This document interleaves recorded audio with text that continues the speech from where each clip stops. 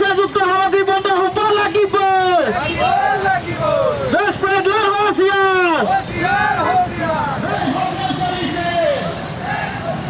দেশ পেডলাৰ হুঁচিয়াৰ দেশ বেপাৰী হুঁচিয়াৰ দেশ বন্ধ হ'ব লাগিব দেশ বন্ধ হ'ব লাগিব দেশ পেডলাৰ হুঁচিয়াৰ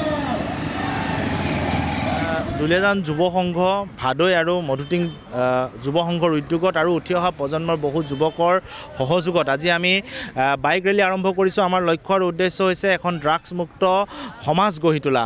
বৰ্তমান সময়ত গাঁৱে ভূঞে চহৰে নগৰে আমি দেখিবলৈ পাইছোঁ যে ড্ৰাগছৰ যি পয়োভৰ সেই পয়োভৰে উঠি অহা প্ৰজন্মক আচলতে ধ্বংস কৰি পেলাইছে ড্ৰাগছৰ কবলত পৰি। আৰু এই সজাগতাৰ জৰিয়তে আমি গাঁৱে ভূঞে চহৰে নগৰে এই বাইক ৰেলী আমি আৰম্ভ কৰিম যাতে যিসকল ড্ৰাগছ পেডলাৰ আছে যিসকলে উঠি অহা প্ৰজন্মক নিষেধ কৰিছে সেই ড্ৰাগছ পেডলাৰসকলক ভয় কৰি কোনেও যাতে মাত নমতাকৈ নাথাকে আৰু সেইসকল ড্ৰাগছ পেডলাৰক গাঁৱে ভূঞে চহৰে নগৰৰ পৰা উৎখাত কৰিব লাগে। এইটোৱে আমাৰ মূল দাবী। গতিকে আজি আৰম্ভ হোৱা এই বাইক ৰেলী প্ৰতিটো মাহৰ দেওবাৰে বিভিন্ন ঠাইত গাঁৱে ভূঞে চহৰে নগৰে বিভিন্ন ঠাইত ৰাইজৰ সহযোগত এই বাইক ৰেলী আৰম্ভ কৰা হ'ব।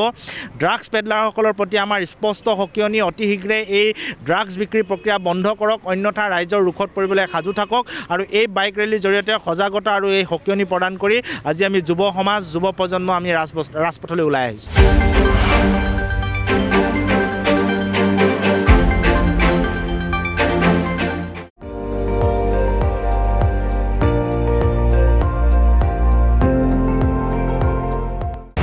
আপুনি চাই আছে ND24, সৰ্বশ্ৰেষ্ঠ নহয় সৰ্বোত্তমৰ দৌৰ।